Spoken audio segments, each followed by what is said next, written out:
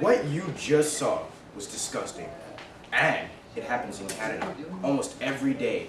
They beat baby seals. Baby seals. Do you understand? They do not have arms. All they have is their head to defend themselves against. What I'm about to show you is what baby seals fight like. This is how baby seals fight. Are you telling me you can't stop that? Really? Last year, they permitted 330 harp seals for this annual clubbing sport. This is almost as big as a major soccer league.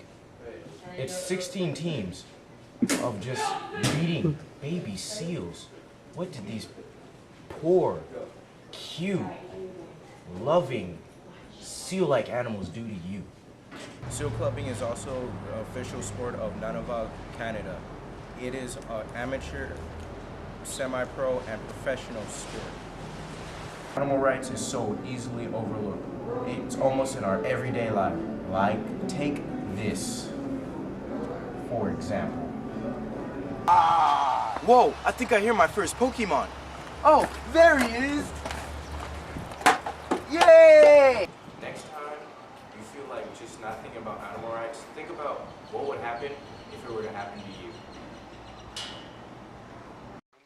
Look at me, I'm skating.